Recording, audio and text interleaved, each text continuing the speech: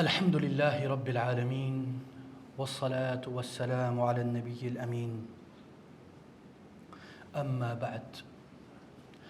قال الله تعالى: الله نزل أحسن الحديث كتابا متشابها مثانية تقشعر منه جلود الذين يخشون ربهم ثم تلين جلودهم وقلوبهم إلى ذكر الله ذلك هدى الله يهدي به من يشاء ومن يضلل الله فما له من هاد. اما بعد.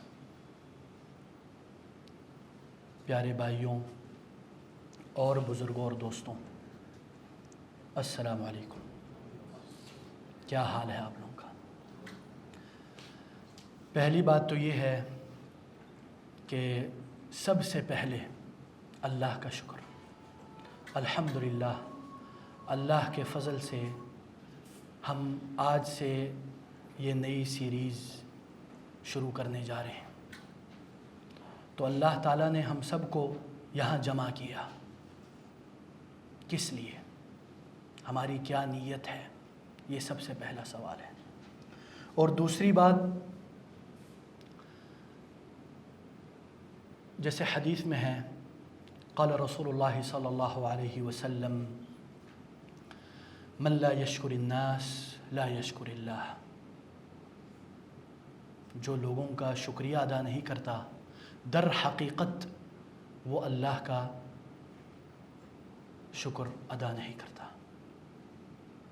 تو اس لیے ادھر سب سے پہلے میں اللہ کے شکر کے بعد ہمارے پیارے حبیب فرید بھائی کا شکر گزار ہوں، اور یوتھ میٹر کا بھی شکر گزار ہوں کہ ماشاءاللہ انہوں نے مجھ فقیر کو ادھر یہ سیریز شروع کرنے کی ہدایات دی.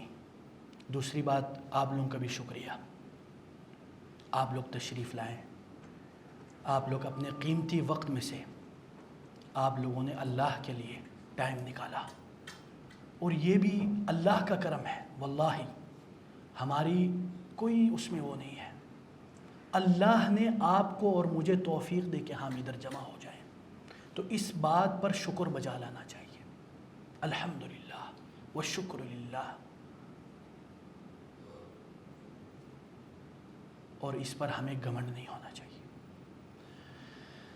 جو آیت میں نے آپ لوگوں کے سامنے پیش کی ہے، اللہ نزل احسن الحدیث، اللہ تعالیٰ نے سب سے اعلیٰ، سب سے خوبصورت، سب سے حسین کلام اتارا ہے. کتابا متشابہا، ایک دوسرے سے ملتے جلتے. ہاں، پھر کیا ہے؟ مثانیہ، جو بار بار آتی ہے. تقشعر منہ جلود الذین آمنوا. ان آیات سے کیا ہوتے ہیں؟ انسان لرز جاتا ہے، انسان کے اندر ایک زلزلہ پیدا ہو جاتا ہے. لیکن کن لوگوں کے؟ یخشون ربہم، جو اللہ کے متقی اور پرہیزگار ہیں. ثم تلین جلودہم وقلوبہم، پھر ان کے دل نرم ہو جاتے ہیں، ان کے جسم پر سکینت طاری ہو جاتی ہے.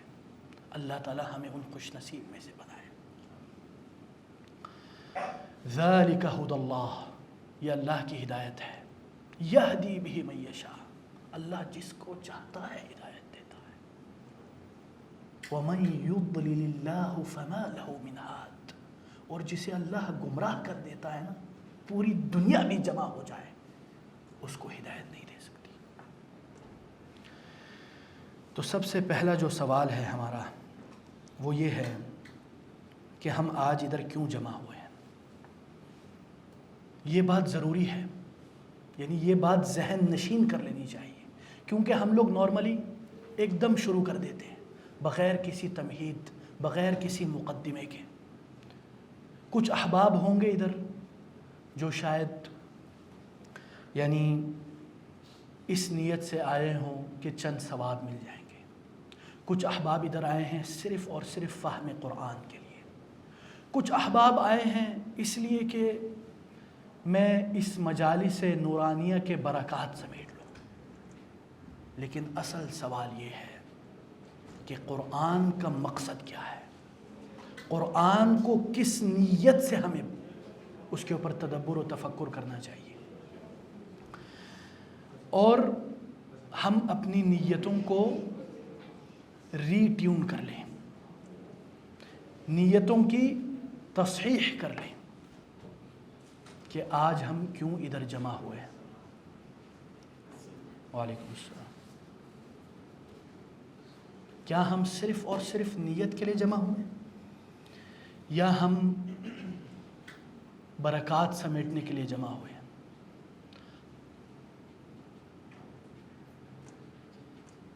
جیسے حدیث میں آتا ہے کہ رسول اللہ صلی اللہ علیہ وسلم فرماتے ہیں یقال لصاحب القرآن اقرأ وارتقی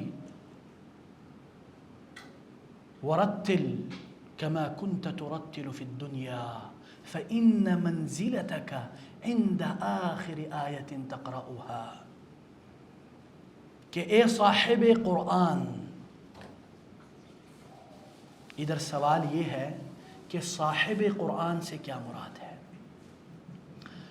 نارملی ہمارے معاشرے میں، خاص کر بر صغیر میں، یہ نارملی یہ مانا جاتا ہے کہ صاحب القرآن سے مراد کیا ہے؟ صرف اور صرف حافظ قرآن۔ دیکھیں، اللہ کے رسول کا جو کلام ہے نا، اس میں بھی ایک بلاغت ہے، اس میں بھی ایک فصاحت ہے جو ہمیں سمجھنے کی ضرورت ہے۔ صاحب القرآن سے مراد صرف اور صرف حافظ قرآن نہیں ہے۔ صاحب کس کو کہتے ہیں؟ صاحب یصاحب، جیسے ہم لوگ بولتے ہیں نا بیسٹ فرینڈ، جگری دوست، یار، لنگوٹیا یار، ہاں، جو صبح شام ایک ساتھ گھومتا پھرتا ہے۔ تو اس میں حافظ قرآن بھی شامل ہو سکتا ہے جس کا قرآن کے ساتھ کنیکشن ہے، جو صبح شام اس کو پڑھتا ہے، اور اس میں غیر حافظ قرآن بھی شامل ہو سکتا ہے جو حافظ تو نہیں ہے لیکن روزانہ 10 پارے پڑھتا ہے۔ تو ہم اللہ کی اس رحمت کو جو وسیع ہے اس کو کیوں لمیٹڈ کر دیتے ہیں؟ ہاں،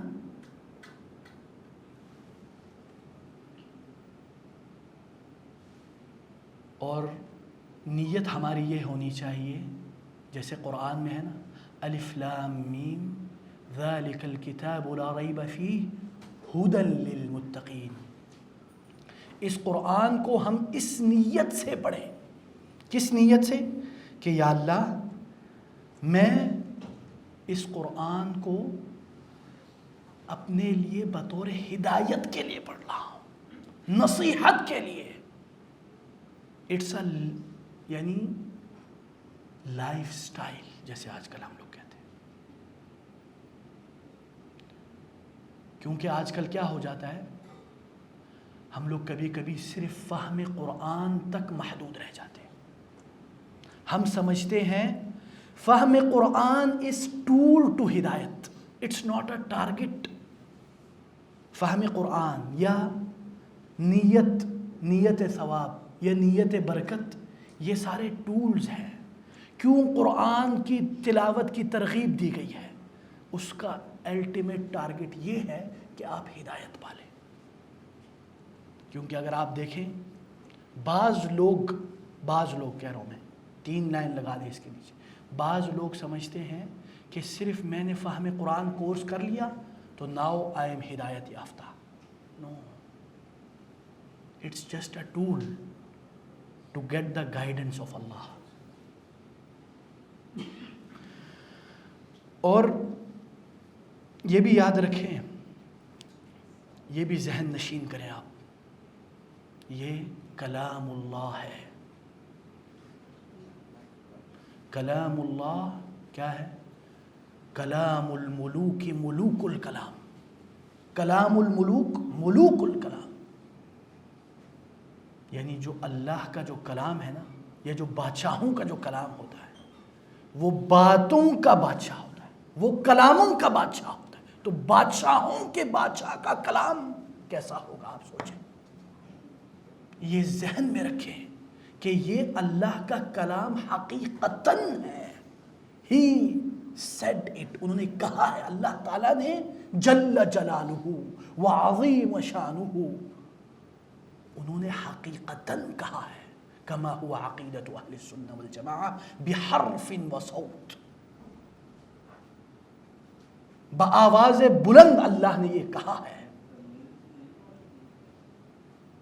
تو یہ دیکھیں نا, یہ جب آپ دل میں یہ ذہن نشین کریں گے کہ میں یہ جو پڑھ رہا ہوں یہ اللہ کا کلام جو اللہ کی ذات نے خود کہا ہے, میں اس کو پڑھ رہا ہوں, کتنے شرف کی بات ہے.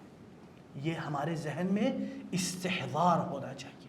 استحضار کا کیا مطلب ہے؟ یعنی ذہن نشین. جب بھی آپ پڑھیں آپ کے ذہن میں یہ ہو. اور یہ قرآن حضرت جبریل نے اللہ سے سنا ہے ڈائریکٹلی. پھر نزل به الروح الامین علی قلبک, اور یہ نازل کیا ہے حضرت جبریل علیہ السلام کے ذریعے رسول اللہ صلی اللہ علیہ وسلم کے قلب اطہر پر. تو یہ کلام منتقل ہو رہا ہے. یہ صرف کتاب اللہ نہیں ہے, یہ کلام اللہ ہے. رسول اللہ صلی اللہ علیہ وسلم کے زمانے میں اس کتابی شکل میں نہیں تھا جس طرح آج ہے. حتیٰ کہ جب نزول ہو کے رسول اللہ صلی اللہ علیہ وسلم کے پاس پیش کیا جاتا تو کیا ہوتا تھا؟ رسول اللہ صلی اللہ علیہ وسلم کیا کرتے تھے؟ اس کو جلدی جلدی یاد کرنے کی کوشش کرتے تھے. تو اللہ تعالیٰ نے کیا کہا؟ لا تحرک به لسانک لتعجل به, جلدی جلدی زبان کو مت چلاؤ اس لیے کہ تاکہ تم اس کو یاد کر لو. ان علینا جمعہ, یہ ہماری ذمہ داری ہے. اللہ تعالیٰ فرماتے ہیں کہ اس کو میں جمع کرواؤں گا, اس کو تمہارے سینے میں یاد کروا لوں گا. ان علینا جمعہ وقرآنہ ثم ان علینا بیانہ, پھر اس کو آگے بیان کرنا بھی اللہ کی ذمہ داری ہے. تو جس طرح یہ بیان اور اس کو واضح کیا گیا وہ بھی محفوظ ہے. تو اگر آپ دیکھیں قرآن رسول اللہ صلی اللہ علیہ وسلم کے زمانے میں متفرق تھا. کھجور کی جو شاخیں ہیں اس پہ لکھی جاتی تھی, یا جو اونٹ کی جو ہڈیاں ہیں اس پہ لکھی جاتی تھی. اسی طرح کتاب وحی ہوتے تھے, وہ لکھتے تھے. پھر جا کے یہ جمع ہوا, اور یہ جمع ہونا بھی اس آیت میں شامل ہے. ابو بکر رضی اللہ عنہ, حضرت ابو بکر رضی اللہ عنہ کا قرآن جمع کرنا بھی اس آیت کے مندرجات میں سے. ان علینا جمعہ وقرآنہ ثم ان علینا بیانہ. تو اس لیے ہمارے ذہن میں یہ حاضر رہنا چاہیے. کیوں؟ آپ کو پتہ ہے اتھارٹی. ابھی آج ایک عام بندہ کہہ دے, مثلا آصف بھائی کہہ دے, یا فرید بھائی کہہ دے, یا سیف اللہ کہہ دے, بیٹھ جاؤ یا سٹینڈ اپ یا فائر, کوئی فرق نہیں پڑے گا. لیکن ایک وزیر اعظم کہے, ایک جرنل کہے, کرنل کہے, کیا ہوگا؟ اس کے حکم کی تعمیل کی جائے گی. ہاں ہے نہیں. لیکن جب اللہ جل جلالہ کہے گا یا ایھا الذین آمنوا, اے مصعب بن عمیر تم سے مخاطب ہے اللہ, ہاں ہر کوئی سمجھے میرا اللہ مجھ سے مخاطب ہے. ہم یہ کیوں سمجھتے ہیں کہ اللہ اس کو پکار رہا ہے یا اس کو پکار رہا ہے؟ اس کا مطلب ہے اللہ اس ڈائریکٹلی مجھے حکم دے رہا ہے. تو اب بتاؤ, ہم لوگوں نے آج, اللہ معاف کرے, نعوذ باللہ, اللہ کے کلام کو ایک عام آفیسر کے کلام سے بھی کمتر سمجھ لیا ہے. استغفر اللہ. واللہ آج آپ 22 گریڈ آفیسر کے پاس جائیں, اس کی باتوں کو ہم من وعن تسلیم کرتے ہیں, وہ جو کہے گا وہ کر کے دکھاتے ہیں. لیکن اللہ کی کلام, ہائے افسوس, یہ منزلت ہے ہمارے دلوں میں. تو یہ استحضار ہونا چاہیے دل میں کہ جب آپ قرآن پڑھیں, یہ پہلا سیشن میں اس لیے تاکہ ہماری نیتیں کلیئر ہو جائیں. پھر ہم انشاءاللہ قرآن کے معانی کے سمندروں میں ڈبکیاں ماریں گے انشاءاللہ۔ تو اس لیے ہم اپنی جو نیتیں ہیں اس کو کلیئر کر لیں، اور اسی طرح جب ہم نیت کلیئر کریں گے نا تو کیا ہوگا؟ اللہ تعالیٰ فرماتے ہیں لو انزلنا هذا القرآن على جبل لرأيته خاشعا متصدعا من خشية اللہ۔ اللہ اکبر۔ جب یہ اللہ کا کلام اس پہاڑ پر اترتا ہے تو کیا ہوتا ہے؟ اگر اتارے اللہ تو کیا ہوگا؟ خاشعا متصدعا من خشیت اللہ، اللہ کے خشیت سے وہ ریزہ ریزہ ہو جائے، وہ لرز جائے، وہ ہل جائے۔ کیوں؟ اس کے ذہن میں ہے، وہ استحضار ہے، وہ ذہن نشین ہے، وہ بھی ایک انداز میں اس کے اندر یہ ادراک ہے کہ یہ کلام اللہ ہے، یہ اس خالق مکان اور زمان کا کلام ہے، ایرے غرے بندے کا کلام نہیں ہے۔ It's not a normal words, it's a holy words. Always remember this.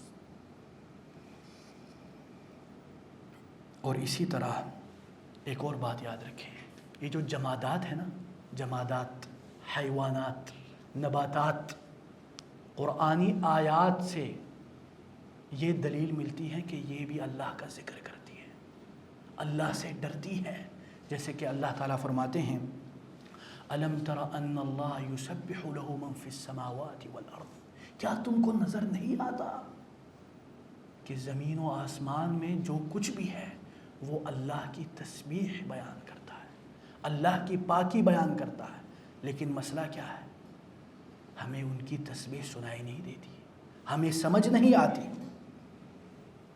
لیکن وہ تسبیح کیوں کر رہے ہیں؟ کیونکہ ان کو پتہ ہے کہ کون خالق ہے اصلی۔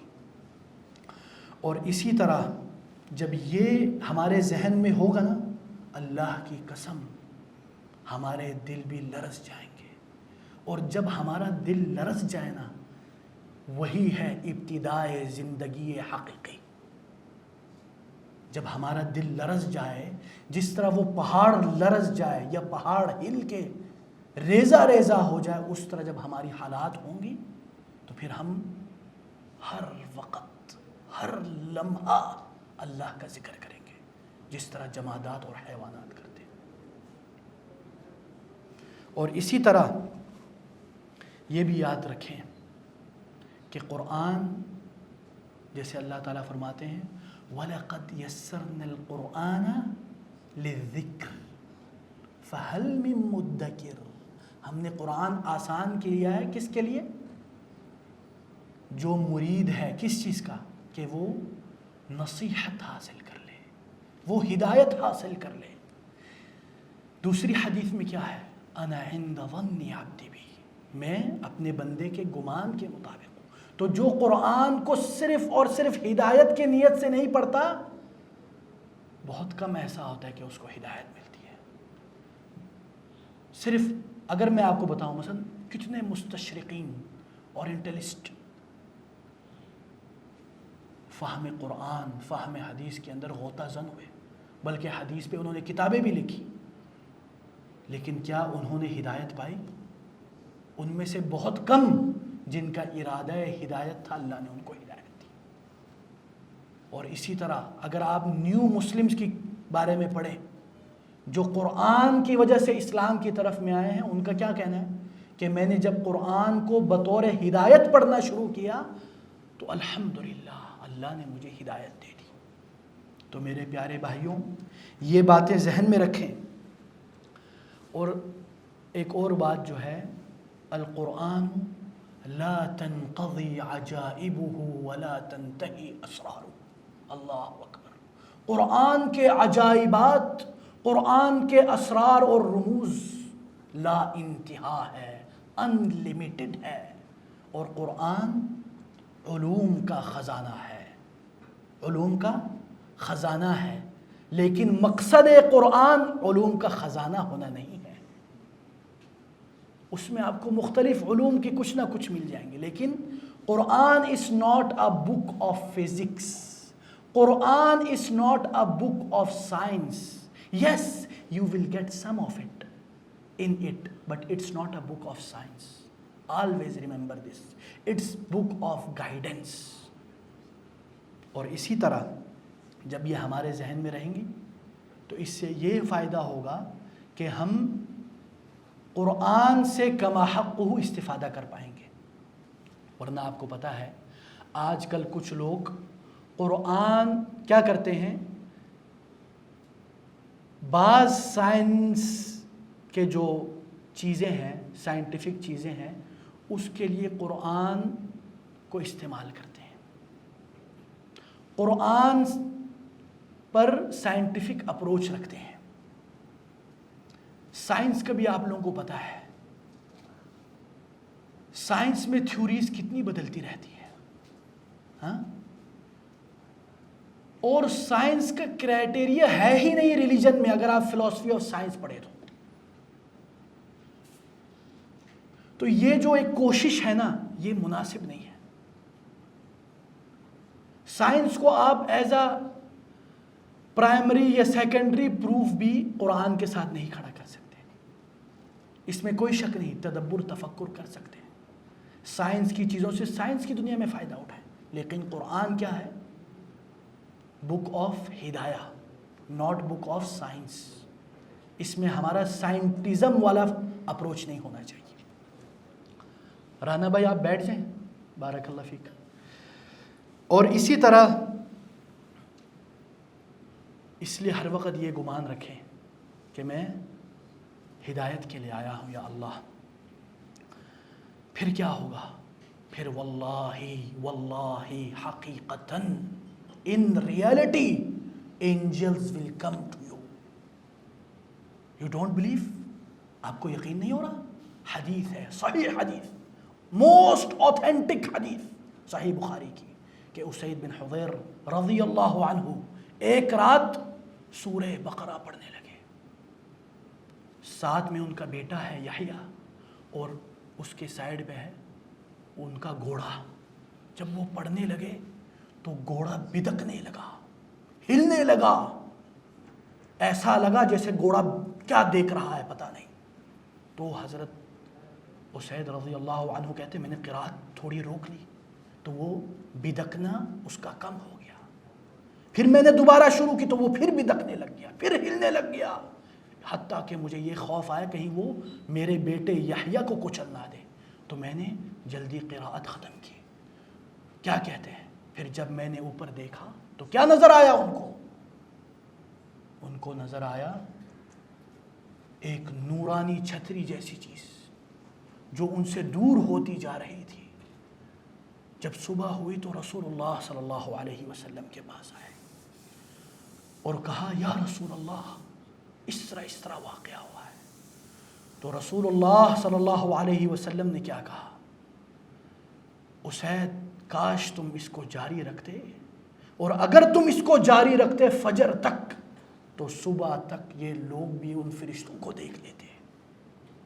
ان الملائکۃ لدنت لصوتک، اے اسید یہ ملائکہ تیری آواز سے، تیرے اندر جو تڑپ ہے اس کی وجہ سے آئی ہے، اور یہ حقیقتاً ہے. It's in real, it's not a fantasy, it's most authentic حدیث. اس لیے بعض لوگ جب ان چیزوں کا ذکر کیا جاتا ہے ان کے اندر پھر ان کے یقین کا امتحان ہوتا ہے. تو ان چیزوں پر یقین کریں اور جب پڑھیں تو یہ فیلنگ لا کے پڑھیں. اللہ تعالی ہمیں ان باتوں پر عمل کرنے کی توفیق دے. اور ہدن ہدایت کس کے لیے ہے؟ للمتقین. متقی کون ہے؟ سب سے بڑا سوال. کبھی کبھی ہم یہ کرتے ہیں نا، متقی کا معنی ڈرنے والا، اللہ سے ڈرنے والا. اللہ تو وہ رؤوف ہے، رحیم ہے. ڈرنا اللہ کی ذات سے نہیں ہے بلکہ اللہ کے غضب سے ڈرنا ہے کہ کہیں میرا اللہ مجھ سے ناراض نہ ہو جائے. کوئی بھی عمل کرنے سے پہلے یہ دل میں لانا کہ کیا میرا اللہ اس عمل سے راضی ہوگا. یا کہیں میرا اللہ مجھ سے ناراض نہ ہو جائے، یہ تقویٰ ہے۔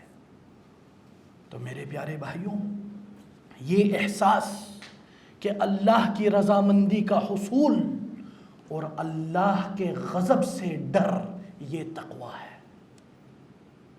یہ کیا سمجھتے ہیں لوگ کہ اللہ ایک غضبناک پرسنالٹی ہے؟ نو واللہ کلا، اللہ تعالیٰ کیا ہے؟ اللہ کی رحمت اللہ کے غضب پر غالب آ جاتی ہے، جیسے صحیح حدیث میں۔ تو اللہ کو اس ڈراؤنی انداز میں پیش مت کیجیے۔ ہم ڈرتے ہیں تو اللہ کے غضب سے ڈرتے ہیں، نہ کہ اللہ بذاتی ہی سے۔ اللہ سے تو ہم محبت کرتے ہیں۔ اللہ اکبر، محبت کی کیا کیفیات ہے، کیا بتائیں ہم آپ لوگوں کو۔ اللہ تعالی ہم سب کو اس سے محبت کرنے والا بنا دے، اور اس کے لیے محبت کرنے والا بنا دے، اور اس کی محبت میں جو وہ کہتا ہے کرنے والا بنا دے۔ تو کیا ہم تیار ہیں، یا صرف بس سن لیا؟ واللہ ہم سب اس میں مبتلا ہیں۔ کتنے ہم نے باتیں سنی ہیں زندگی میں، بہت باتیں سنی ہیں واللہ، اگر ہم صرف اسی پہ عمل کر لیں نجات پا لیں گے۔ قسم سے بہت باتیں سن لی، کتنے آج کل ماشاء اللہ ویڈیوز پہ ویڈیوز، لیکچرز پہ لیکچرز، قرآنک کورسز کے بھرمار، فہم Quran course, grammar course, everything is going on, but did we get the guidance? کیا ہمارے اندر تقویٰ آیا؟ یہ بڑا سوال ہے۔ تو اللہ تعالی ہمارے اندر یہ احساس پیدا کر دے۔ اور ہدا کا کیا مطلب ہے؟ ہدا کے 3 معانی ہیں۔ ہدا کے 3 معانی ہیں۔ ایک یہ ہے کہ راستہ دکھلانے والا، ایک ہے راستہ بتلانے والا، ایک ہے راستے سے لے جا کے منزل مقصود تک پہنچانا۔ یہ قرآن یہ تینوں کرتا ہے۔ صرف راستہ نہیں بتاتا، راستہ بھی بتلاتا ہے، راستے پر لے کے بھی جاتا ہے، اور منزل مقصود تک بھی پہنچاتا ہے۔ جیسے کہ ابھی میں اگر پروفیسر صاحب سے پوچھوں کہ ایئرپورٹ کا راستہ کہاں ہے، تو پروفیسر صاحب بتائیں ادھر سے ہے، ایک ہے صرف بتانا۔ پھر پروفیسر صاحب بولتے نہیں سیف اللہ بھائی آ جائے ادھر آ جائے، انہوں نے آیا مجھے گوگل میپ پہ دکھایا، اس طرح جانا ہے، دکھایا۔ ایک اور لیول ہے، پروفیسر صاحب نے سیف اللہ بھائی میں آپ کو خود لے جاتا ہوں، وہ لے جاتے ہیں مجھے منزل مقصود تک پہنچاتے ہیں۔ تو میرے پیارے بھائیوں، آپ چلیے تو صحیح، ہمارا کام چلنا ہے، منزل مقصود تک اللہ پہنچائے گا۔ تو چل کے تو دیکھیے، اللہ ہم سب کو چلنے کی توفیق دے۔ اور پھر کیا ہوگا؟ منزل مقصود تک کیسے پہنچائے گا؟ جیسے حدیث میں ہے نا، ابھی جو میں نے ابھی آپ کو صاحب القرآن والی حدیث پڑھی، فَإِنَّ مَنزِلَتَكَ عِنْدَ آخِرِ آیَةٍ تَقْرَؤُهَا، تمہاری منزل جنت میں جو آخری آیت تک تم پڑھو گے۔ تو میرے پیارے بھائیوں، ان باتوں پر غور و فکر کریں،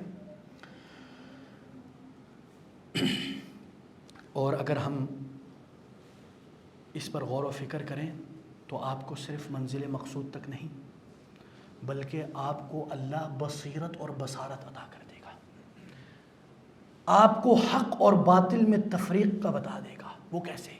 جیسے کہ اللہ تعالیٰ فرماتے ہیں یا ایھا الذین آمنوا ان تتقوا اللہ یجعل لکم فرقانا، اے ایمان والو، یہ کیا خوبصورت پکار ہے، اے ایمان والو، اللہ تعالیٰ ہم سب سے مخاطب ہے۔ ہاں، ان تتقوا اللہ، یہ شرطیہ ہے، شرط ہے۔ اگر تم تقوی پرہیزگاری اختیار کرو گے، اگر تم ہر لمحے یہ دیکھو گے کہیں میرا اللہ ناراض نہ ہو جائے، کیا میرا اللہ اس سے راضی ہوتا ہے نہیں ہوتا ہے، اگر یہ ہوا تو کیا ہوگا؟ یجعل لکم فرقانا، اللہ تمہارے لیے فرقان دکھا دے گا۔ فرقان کیا مطلب ہے؟ حق اور باطل کی تفریق، اس کے لیے تقوی شرط ہے۔ صرف یہی نہیں بلکہ کیا ہے وَيُكَفِّرْ عَنْكُمْ سَيِّئَاتِكُمْ، تمہارے گناہوں کو بخش دیا جائے گا، اور وَيَغْفِرْ لَكُمْ، اور اللہ قیامت کے دن اس کو چھپا دے گا۔ اللہ اکبر، ایسے جیسے آپ نے کیا ہی نہیں۔ اللہ اکبر، صرف یہی نہیں بلکہ آخری آیت کے ٹکڑے میں کیا کہتے ہیں اللہ تعالیٰ؟ وَاللَّهُ ذُو الْفَضْلِ الْعَظِيمِ، اللہ تعالیٰ آپ کو آپ کا جو حق ہے نا اس سے بھی زیادہ دے گا۔ اور جب عظیم کہتا ہے عظیم تو وہ بہت بڑی بات ہے، یہ بات ذہن میں رکھیں۔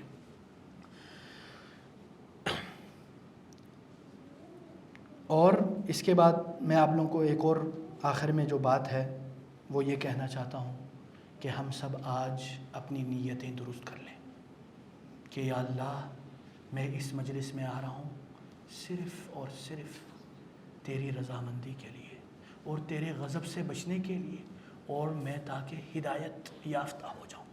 ہمیں کبھی کبھی لگتا ہے کہ یار میں تو مسلمان ہوں، میں تو ہدایت یافتہ ہوں، کیا پتہ بھائی جان قیامت کے دن معاملات کچھ اور نکل آئے۔ امام ابن الجوزی رحمہ اللہ اپنے زمانے کے سب سے بڑے واعظ، اپنے زمانے کے سب سے بڑے مبلغ، ایک وقت میں ان کے مجلس میں 10,000 لوگ تھا، آدھے سے زیادہ لوگ روتے تھے ان کی مجالس میں۔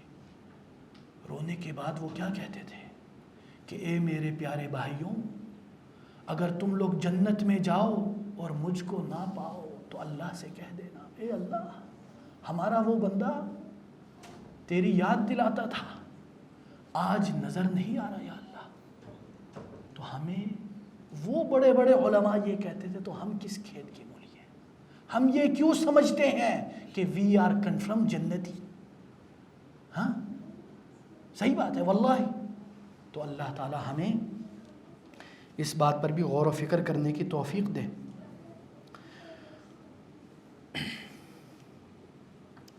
آخر میں جو میں ایک اور بات کہنا چاہتا ہوں وہ یہ ہے کہ جو تیسری چیز ہے وہ ہے تجرد فکری۔ تجرد فکری کا کیا مطلب ہے؟ یعنی آپ کے جو سابقہ امیدیں ہیں، سابقہ جو انڈرسٹینڈنگ ہے، ایمپٹی یور کپ، فنش، خلاص، ڈیلیٹ، نئے ذہن کے ساتھ آئے، فریش، ٹھیک ہے نا؟ کیوں؟ ایک بات یاد رکھیں کہ یہ جو جس کے ذہن میں اللہ کا خوف نہ ہونا، اس کے قلب اور جسم میں ہزاروں خوف ہوتے ہیں واللہ۔ جو اللہ سے کما حقہ خشیت الہی سے مزین نہیں ہوتا، اس کے ذہن میں واللہ بیسیوں خوف، بیسیوں ڈر ہوتے ہیں۔ کیوں؟ کیونکہ جس کا حق تھا ڈرنے کا اس سے ہم نہ ڈرے۔ تو اللہ کی خشیت، اللہ کے غضب سے ڈرنے کا جو خوف ہے وہ دل میں بٹھا دے، خدا کی قسم دنیا کی ساری جو ہم غم پریشانیاں ختم ہو جائیں گی یا کم ہو جائیں گی، یا اس کو آپ کمتر سمجھنے لگیں گے واللہ العظیم۔ تو اللہ تعالی ہمیں کما حقہ اس سے خشیت کا توفیق دے، کی توفیق دے۔ اور تیسری بات یہ کہ اپنی سابقہ امیدیں، سابقہ جو ہماری ذہن میں آلودگیاں ہیں وہ بھی کلیئر کریں۔ اس کے بعد میں آپ لوگوں کو 3 چیزیں بتانا چاہتا ہوں کہ انسان جب اس طرف آئے گا تو 3 رکاوٹیں آئیں گی، جیسے کہ شاہ ولی اللہ الدہلوی رحمہ اللہ وغفر له وجعل الجنة مثواہ، وہ اپنی معروف و مشہور کتاب حجت اللہ البالغہ میں فرماتے ہیں الحجب ثلاث، الحجب ثلاث۔ جب بندہ فطرت اور دین کی طرف آتا ہے اور قرآن کی طرف غوطہ زن ہونا چاہتے ہیں تو 3 حجابات آتے ہیں، 3 رکاوٹیں آتی ہیں، 3 پردے آتے ہیں۔ کیا ہے وہ؟ ایک حجاب الطبعی، دوسری حجاب الرسمی، تیسری حجاب عدم المعرفتی، حجاب سوء المعرفتی، 3 حجاب. اب میں آپ لوگوں کو تینوں کا بتاتا ہوں. حجاب الطبع کا کیا مطلب ہے؟ طبیعت کا حجاب، نفس کا حجاب. کیسا حجاب؟ آج کل دیکھیں ہمارے نفسیات، ہمارے دلوں پر کتنے پردے لگے ہوئے. واللہ وہ سارے کے سارے پردے ہمیں قرآن سے کما حقہ ہدایت حاصل کرنے سے روکتی. انسان اللہ کو جانتا ہے، اللہ کے حقوق جانتا ہے، اللہ کی معرفت ہے اس کے پاس. بڑا کبھی کبھی کچھ لوگوں کی نظروں میں وہ بڑا علامہ فہامہ کہلاتا ہے، لیکن وہ اپنے حجاب النفس کی وجہ سے ہدایت کما حق نہیں پا سکتا. یہ ہو گئی حجاب الطبع، نفس کے حجاب. دوسری کیا ہے؟ حجاب الرسم. حجاب الرسم کیا ہے؟ ریتی رواج کے پردے. آج کل ہمارے معاشرے میں دیکھیں، قرآن is not our first priority. Quran is our lastest priority. ہم سوچتے ہی نہیں ہیں. آپ کی پرائرٹیز سے پتہ چلتا ہے آپ کون ہو. آج اگر ہم دیکھیں دنیاوی علوم کے لیے ہم کیا دیکھتے ہیں؟ What is the best of the best. مجھے چاہے مہینے میں 70-80 1 لاکھ بھی دینا پڑ جائے، no problem. I want best for my kid, ہے نا. لیکن دینی علوم کے لیے نہیں، میرا بچہ ضائع ہو جائے گا، میرا بچہ حفظ کرے گا، اس کے 3 سال ضائع ہو جائیں گے. استغفر اللہ. قرآن کے ساتھ اٹھنا بیٹھنا ضائع، اور صبح شام سائنس فزکس کرنا بڑا فائدہ مند ہے. ہائے افسوس، یہ ہمارا کرائٹیریا ہے. تو میرے پیارے بھائیوں، اپنی پرائرٹیز درست کر لیں. اور اسی طرح ہمارے رسم و رواج میں کیا ہے؟ آج کل ہم لوگ بڑے خوش ہوتے ہیں نا، خاص کر ہم جو داڑھی والے مولوی حضرات، کس لیے کہ یار آج کل اسلامک اسٹڈیز شروع ہو گئی ہے. ہاں، یونیورسٹیز میں اسلامک اسٹڈیز شروع ہو گئی. اس میں علوم القرآن ہے، علوم الحدیث ہے. اس علوم القرآن کو اسلامیات بنا لیا ہے، ایک رسم بن گئی. قرآن ایک لیونگ بینگ تھا ہمارے لیے، اب وہ کیا ہو گیا؟ استغفر اللہ، ڈیڈ. یا ربی ان قوم اتخذوا هذا القرآن مہجورا، قرآن کو چھوڑ دیا ہے. It's not just for the degrees. کتنی یونیورسٹیز ہیں، کتنے لوگ ہیں. I am MPhil in Islamic studies. I am PhD in Islamic studies. لیکن عمل کیا بتاتا ہے؟ ہم نے ایک سائڈ پہ تو سمجھا کہ قرآن و حدیث کو اتھارٹی مل گئی، لیکن یہ ماڈرنائزیشن کے اثرات ہیں. These are side effect of modernization that we are facing. کہ ہم نے قرآن جو کتاب ہدایت تھا اس کو ڈگریز میں بانٹ دیا. کیا کبھی آپ نے دیکھا ہے کسی کیمسٹ کو کسی لوگوں نے بولا ہو کہ تمہارے پاس کیمسٹ کی ڈگری ہے، تم ہر وقت کیمسٹ کو کیوں پریکٹس نہیں کرتے؟ تم سائنسدان ہو، ہر وقت سائنس کو کیوں نہیں؟ اسی طرح قرآن کے پاس والا جو ڈگری ہے، اب اس کو بھی یہی کہتے ہیں نا کہ یار کوئی مسئلہ، اس کے پاس ڈگری ہے ماشاء اللہ، ہاں، اور وہ یہ سمجھتے بس آئی ایم دا ماشاء اللہ I am the Islamic scholar. یہی ہمارے لیے ایک انداز میں بربادی کا سبب بن رہی ہے. تو اللہ تعالیٰ، اس کے کوئی شک نہیں، اس کے دنیاوی طور پر ہمیں فوائد ہیں، لیکن اس کا ہمیں اخروی طور پر بھی فائدے حاصل کرنے چاہیے. اور آخر میں جو ہے وہ ہے حجاب الرسم، حجاب سوء المعرفہ. عفوا، حجاب سوء المعرفہ کا کیا مطلب ہے؟ یہ سب سے زیادہ خطرناک ہے. انسان کا سمجھنا کہ میں صحیح ہوں اور در حقیقت وہ غلط ہے. جیسے کہ اللہ تعالیٰ فرماتے ہیں الذین ضل سعیہم فی الحیاۃ الدنیا وہم یحسبون انہم یحسنون صنعا. ان کی زندگی گمراہی سے بھرپور. کون؟ جو یہ سمجھتے ہیں کہ میں یحسنون صنعا، میں تو بڑا اچھا کر رہا ہوں، لیکن در حقیقت وہ فساد پھیلا رہے ہوتے ہیں. یہ حجاب سوء المعرفہ ہے. اپنے آپ کو الو بنا رہا ہے. کیسے؟ اس کے پاس علم ہے، اپنی طرف سے دلیلیں موڑ لو، اپنے لیے تاویلیں نکال لو، اپنے لیے ہزاروں عذر پیش کر لو، اپنے آپ کو جہنم کی طرف دھکیل رہا ہے اور وہ سمجھتا ہے میں جنت کی طرف جا رہا ہوں۔ اللہ تعالی ہمیں ان سب سے بچائے۔ اور مجھے لگتا ہے کہیں کہیں ہم سب یا ہمارا معاشرہ ان 3 حجابات میں مبتلا ہے۔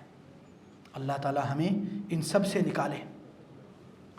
دیکھیں ہم سب کے پاس صلاحیتیں ہیں نا، کوئی ماشاءاللہ پروفیسر ہے، کوئی بایولوجسٹ ہے، کوئی لمس میں پڑھا ہوا ہے، کوئی MBA ہے، کوئی ماشاءاللہ کیا کیا ہے۔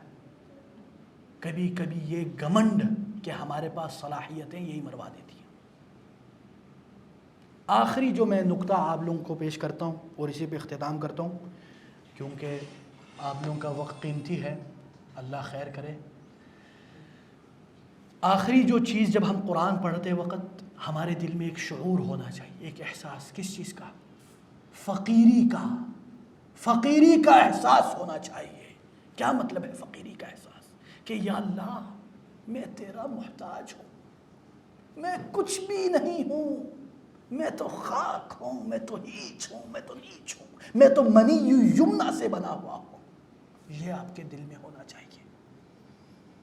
امام ابن القیم رحمہ اللہ فرماتے ہیں الہجرت ہجرتان، ہجرت 2 قسم کی ہے، الہجرت القلبیہ والہجرت الجسمانیہ۔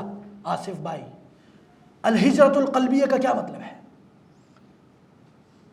کہ آپ کا دل ہجرت کر جائے اللہ کی طرف اور آپ کا جسم اس قلب کے تابع ہے، نہ کہ الٹا کہ جسم کہیں اور ہے اور قلب کہیں اور ہے۔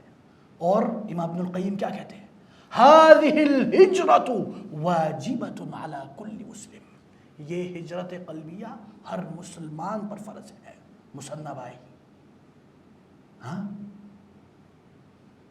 اس کے بعد کیا کہتے ہیں ابن القیم؟ ابن القیم کہتے ہیں کہ اللہ تعالیٰ فرماتے ہیں انتم الفقراء الی اللہ واللہ هو الغنی، تم لوگ اللہ کے فقیر ہو، اللہ کے محتاج ہو۔ اللہ غنی مطلق ہے بذات ہی، وہ غنی مطلق ہے، اور ہم لوگ بذات ہی فقیر ہیں۔ اللہ کے سامنے متذلل ہو کر پیش ہو جائیے، اپنی اس ناک کو اللہ کے سامنے رگڑیے، اور اس قرآن کو پڑھتے وقت یہ محتاجیت اپنے دل میں رکھ کے پڑھے۔ اللہ کی قسم، اس فقیری میں اصلی غنا ہے۔ اصلی غنا، غنا کس کو بولتے ہیں؟ ہمارے آج کل میٹرلسٹک پوائنٹ آف ویو سے غنا کیا ہے؟ رچ مین، پیسہ والا، امیر۔ نہیں نہیں نہیں، ادھر یہ مقصد نہیں ہے۔ الغنا جیسے بولتے ہیں نا حدیث میں غنا النفس، دوسری حدیث میں کہ اللہم انی اسألک الغنا، ادھر لوگ کیا بولتے ہیں؟ یا اللہ مجھے امیر بنا دے۔ نہیں، اس کا مطلب یہ ہے کہ اے اللہ مجھے فقیری عطا کر، جس میں حقیقت میں غنا ہے۔ اور غنا کا کیا مطلب ہے؟ بے نیاز۔ کیا ہے؟ بے نیاز۔ یعنی جب آپ اللہ کے آغوش میں، اللہ کے در پر در در ہوتے ہو، تو یہ حقیقت میں آپ لوگوں سے بے نیاز ہو گئے۔ اسی لیے سید عبداللہ غزنوی رحمہ اللہ، ولی من اولیاء، وہ کیا کہتے تھے؟ جب میں اللہ کا ذکر کرتا ہوں تو مجھے ایسا لگتا ہے کہ میں اس دنیا کا بادشاہ ہوں۔ کیوں؟ کیونکہ وہ غنی ہو گئے۔ اسی لیے ایک دعا ہے، اللہم انی اسألک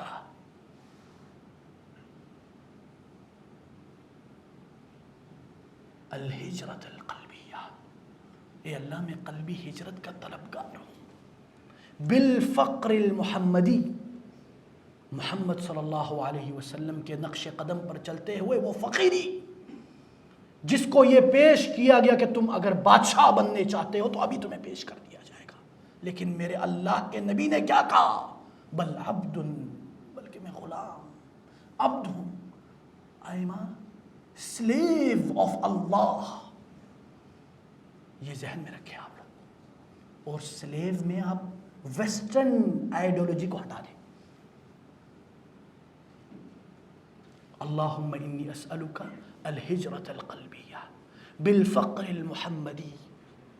ہاں یا اللہ مجھے ہجرت قلبی عطا کر فقیری محمدی کے طریقے سے. کیوں؟ لِأَنَالَ الْغِنَى الْحَقِيقِي، تاکہ میں اصلی غنا کو پالوں اور دنیا سے بے نیاز ہو جاؤں. تو اللہ تعالیٰ سے آخر میں یہی دعا ہے کہ اللہ تعالیٰ ہمیں اپنے دربار میں ایک فقیر کی طرح قبول کر لے. اللہ کی قسم، خدا کی قسم، باللہ تاللہ ہم کچھ بھی نہیں ہیں. اگر کسی کے دل میں یہ لگتا ہے کہ وہ کچھ ہے تو اس کو مٹا دے، اس نفس کو زمین پر رگڑائے. تو اللہ تعالیٰ ہمیں توفیق دے کہ ہم جب قرآن کو پڑھیں تو یہ چیزیں ہمارے ذہن میں مستحور ہو. جب ہم تفسیر قرآن کے سمندر میں ڈبکیاں لگائیں تو یہ سمجھ پائیں. یہ نہ ہو کہ ہم اس سمندر کے اوپر ہی گھومتے رہیں، نہ کہ ڈبکیاں مار کے غوطہ زن ہو کے جو سپیوں میں چھپے ہوئے موتی ہے، تو جیمز جو ہیں وہ نکال نہ پائے. اور اس کے لیے یہ ساری چیزیں رکاوٹ ہیں، اور یہ ساری چیزیں جو میں نے بتائی وہ مفید ہے. تو اللہ تعالیٰ ہمیں ان باتوں پر عمل کرنے کی توفیق دے اور ہمیں بار بار آنے کی توفیق دے. آج آپ لوگ آئے ہیں ماشاءاللہ، اللہ قبول کرے ہمارا آنا اور ہمارا جانا اگر ہماری نیتیں درست ہیں. اور یہ بھی بات یاد رکھیں، شیطان ابھی آپ کے پاس آئے گا، بولے گا یار کیا کرنا ہے یار بس آج آگے بس کافی ہے انشاءاللہ، it's enough for my lifetime. نہیں، اپنے نفس کو مجبور کرے ادھر آنے کے لیے. یا اللہ کے میں کوئی اپنے I am not promoting myself, I am nothing, literally nothing, only for Allah. I am just a slave, غلام، عبد. تو آپ نے اگلے ہفتے بھی آنا ہے، اپنے دوستوں اپنے احباب کو بھی بلائیں. اس قرآن کے خیر سے کسی کو محروم نہ رکھیں. اللہ کے لیے بلائیں، نہ میرے لیے نہ اپنے کسی اور کے لیے، اللہ کے لیے. اور آتے رہا کریں، شیطان آپ کو روکے گا، یہ یاد رکھیں. جزاکم اللہ خیر، بارک اللہ فیکم. انشاءاللہ اگلے ہفتے ہم لوگ سورہ فاتحہ میں غوطہ زن ہوں گے. تو تمام احباب ضرور تشریف لائیں، تیاری کے ساتھ آئیں. بارک اللہ فیکم. السلام علیکم ورحمۃ اللہ وبرکاتہ.